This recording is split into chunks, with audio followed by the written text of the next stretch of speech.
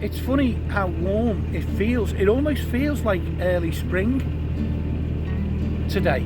When the sun's out, it feels like early spring, and I'm wondering when we're going to start seeing, pardon me, when we're going to start seeing those pesky winged animals, insects, sorry, that are so troublesome during the summer, and particularly those bastard horseflies. I can see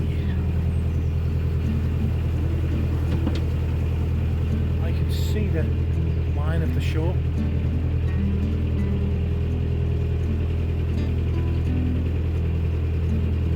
Morning.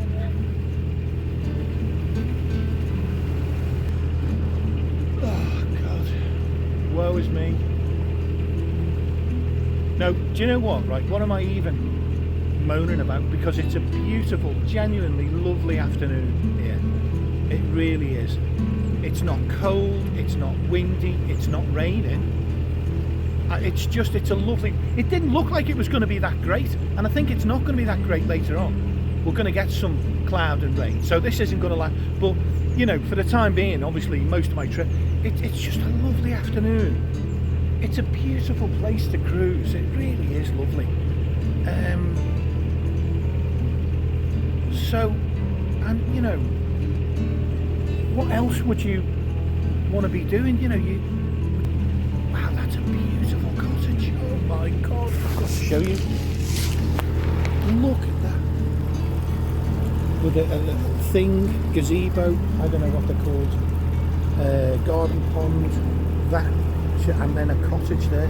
Absolutely one of the most beautiful little dwellings. I'm not one of those, you know, look at cottages and you know, go wild about them and stuff. It's not my thing. I'm very functional. I don't mind a functional looking house, but that was so lovely. It even appealed to my cold Philistine heart. Do you know what as well? It appears that lack of sleep makes me a slightly better driver, because I've gone almost clean through the middle of that bridge and never hit a thing. There's some kind of marina at the far end of it, with lots of little yachts and dinghies and things. So there's obviously sailing club here. Look at that.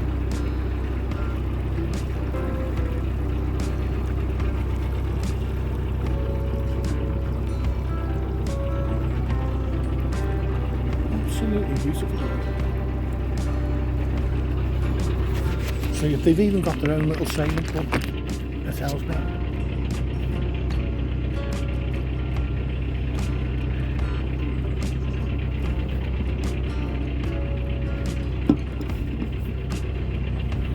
Morning.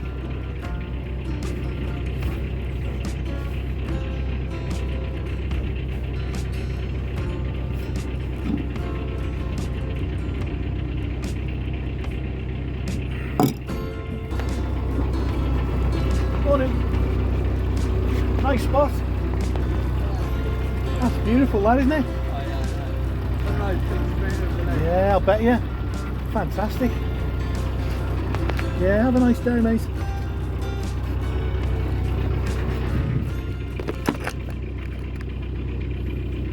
Really nice little guy in that boat. I think back in the noughties, cynical people used to refer to those sorts as swampy.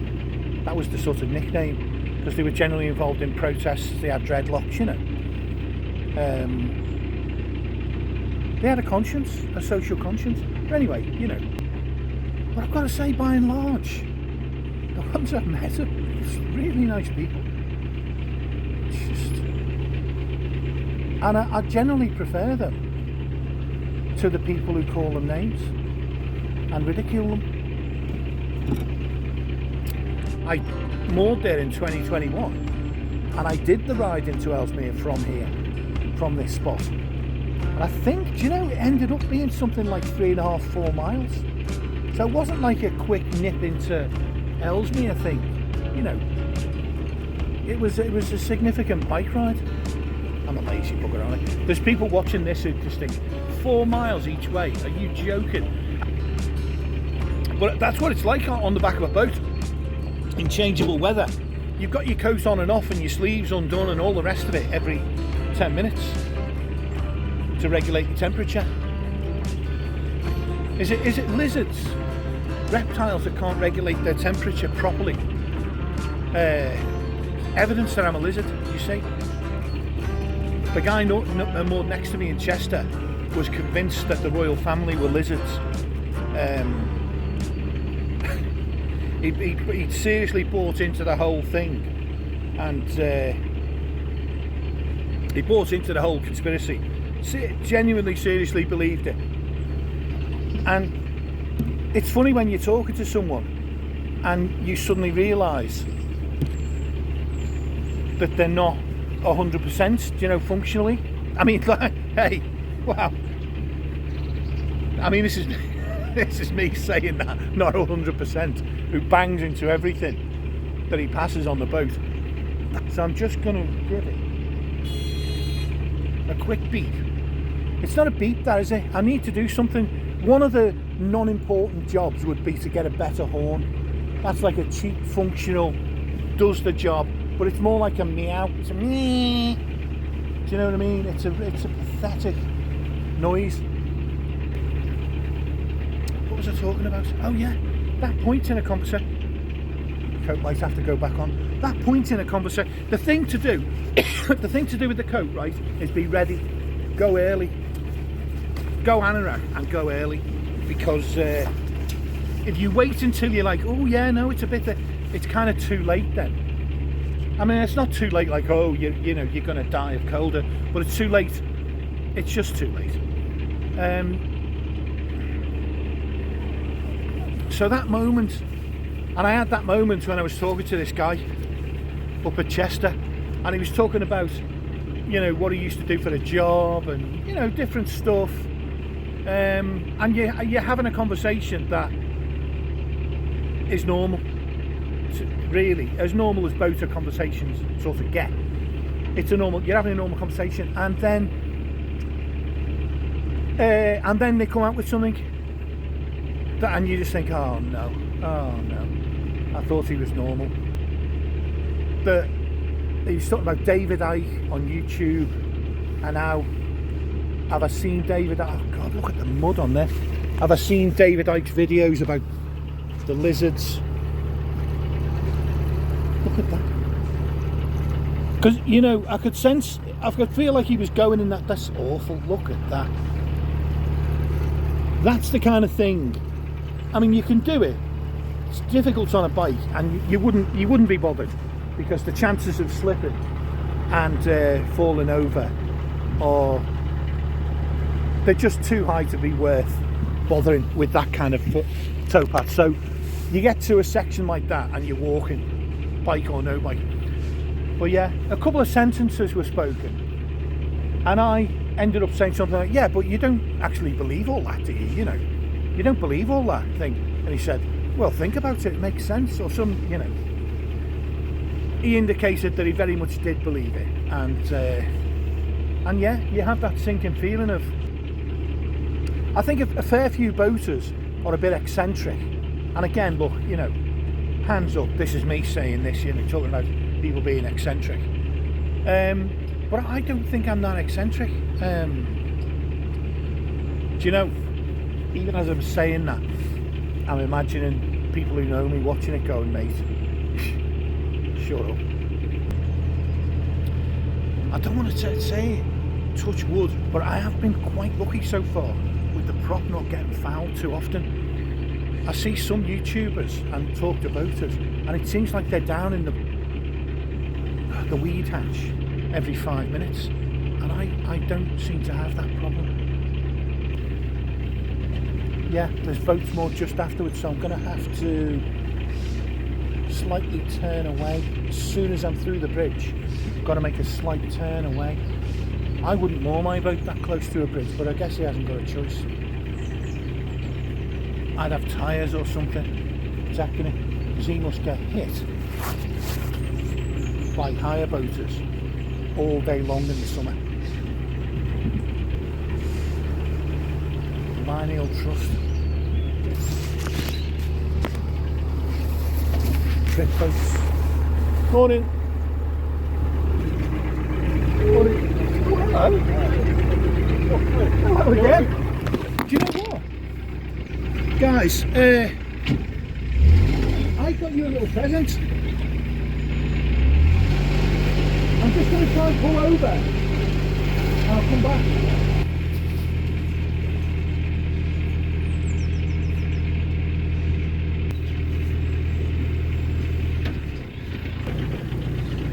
It was just a little sort of, no, just some, a little box of chocolates. I thought, I had intended to sort of just pass them in to say thanks because, you know, it was so helpful, honestly, the other day.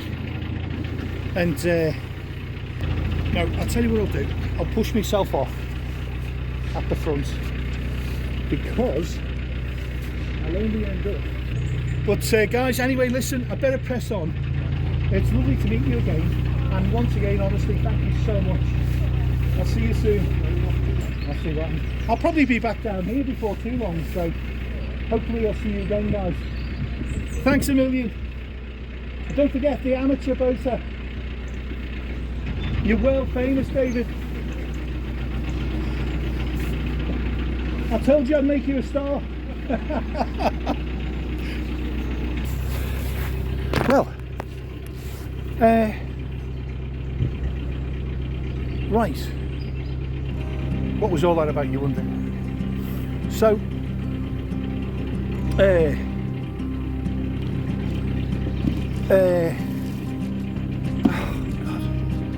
where to start? So that was the couple who helped me to tow the boat when I couldn't drive it because the gearbox problem. That was the couple who helped me, Penny and David, and a few days after they helped me, I bought them just a little box of chocolates as a sort of a little thank you, and I was a bit gutted because I went down, and by the time I went down to where I knew their boat was, they'd gone. So I thought I'll just hang on to the little box of chocolates, and luckily enough it'd been some other confectionery. I probably would have just scoffed it and lived with the guilt, to be honest. I think I've always liked space and valued space, you know, living space. I don't like living in small spaces, which, you know, what am I doing on a boat? I mean, and that's been asked of me a few times. What are you talking about? You don't like small. But the thing is, if you want to try out a nomadic lifestyle, a mobile lifestyle, let's say, it's not truly nomadic, you need to compromise on living space. There's no way around that.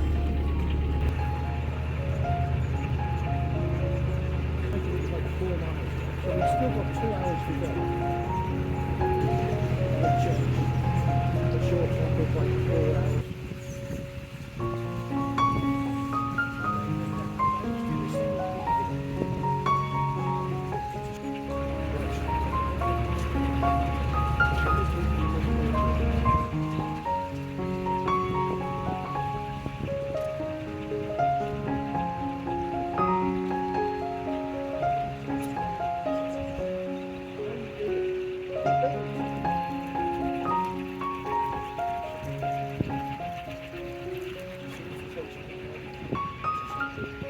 Valley. Isn't it funny, the Valley? I don't know what the UK pronunciation of that is, because I know Americans have, you know, it's become Reveille, isn't it? But obviously that's not, the French would not be saying that, would they? Reveille, it'd be like Reveille, or Reveille, with that thing, where you sound like you glottal. I'm making it up now.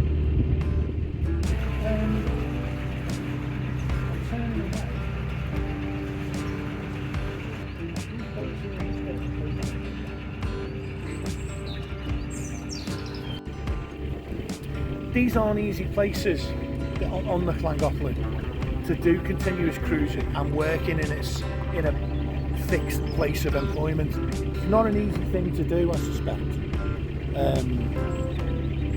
And total respect to the people who, you know, they make it work because they love being on the waterways, and you've got to respect that, you know. That's hard, especially in the winter. Winter round here, icy roads on a motorbike. It sounds like a recipe for trouble, and it sounds like a recipe for a hospital visit. So there, by the way, is Bettisfield Services, where I stopped on my way. There's the shack thing down there, and there's all the water points. So I'm all full up with water, and you know, this morning I was wondering about whether to stop here instead of Ellesmere, but the reason I didn't was because I knew I'd have to carry all the rubbish, and I had about 6 bags, I think, because I'd been on the thing 2 weeks, and I didn't fancy carrying, you know, 2 or 3 trips down there and back up. So I was being lazy. I thought I'll stop at Ellesmere. These bins are right there. That's this is Bettisfield.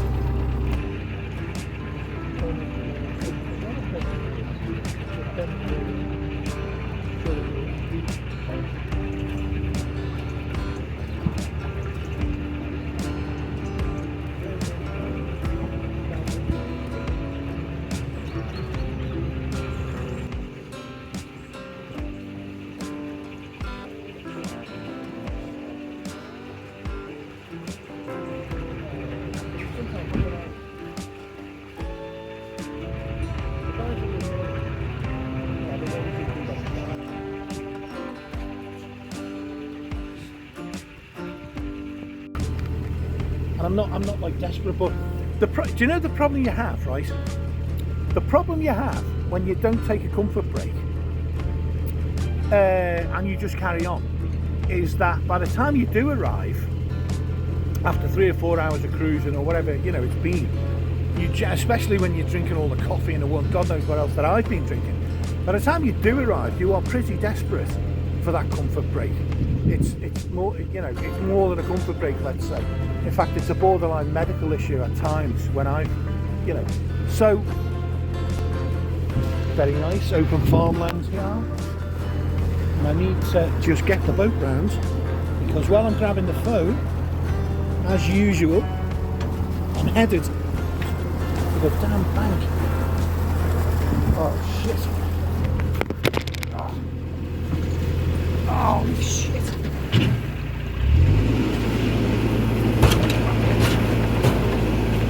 Well, I'll tell you what,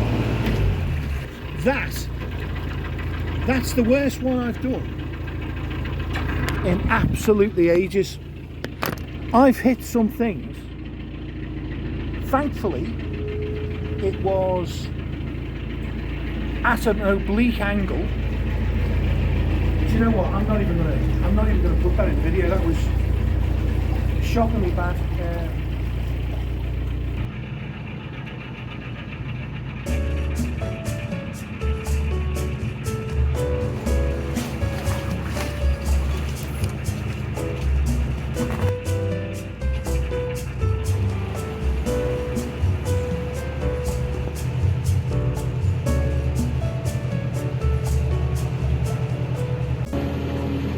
Oh well, had a right little kerfuffle there.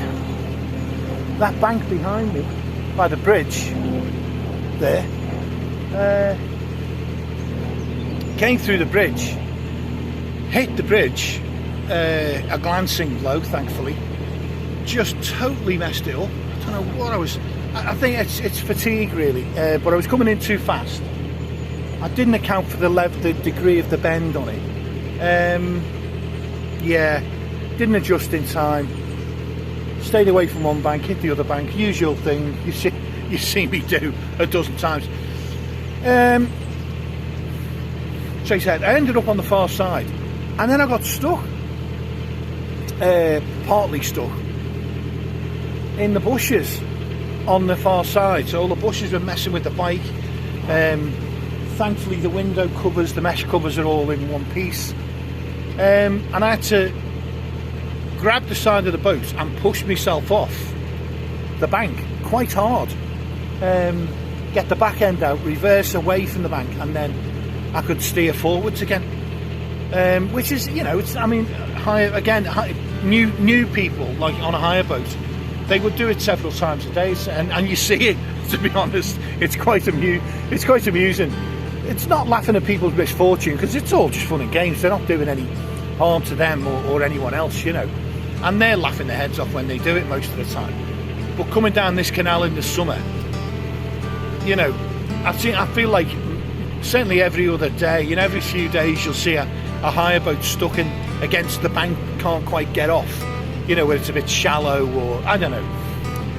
And you know, it is quite funny to watch, because we're just coming round the corner, the bend, into the straight section.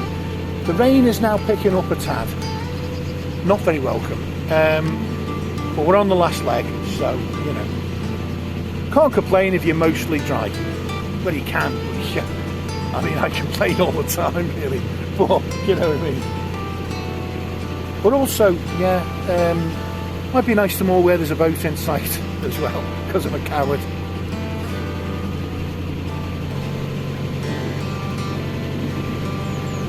Hiya.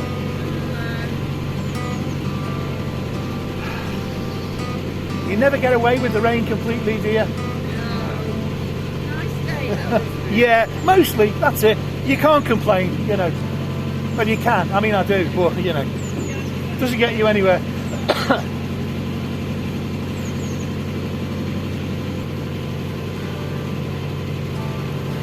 But it's not so bad, you know.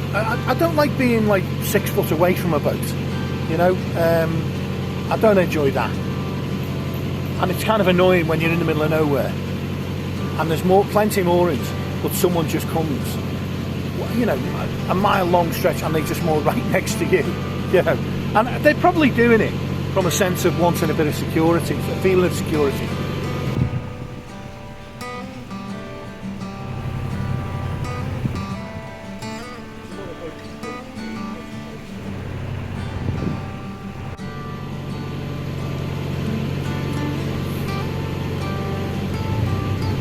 Hiya.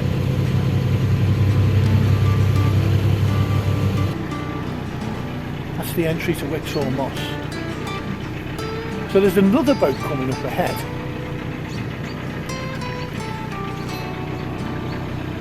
There's another boat in the distance. I don't know if you can see it. There's Whixall Moss, a big bird sanctuary. Do you know what? This is tempting. Because no rings, just literally tie the ropes. This could be a cracking little spot. No mooring chains, no messing. Tie up and you're golden.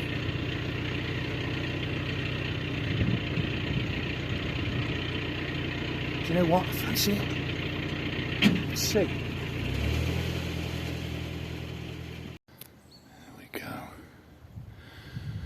This is Whixall Junction. Behind me is Whixall Moss, famous bird sanctuary. Across over there, half a mile maybe, the big farmhouse, farmland in general, and around to the front, that's Whixall Junction, and I'm going to go that way tomorrow or the day after, probably tomorrow.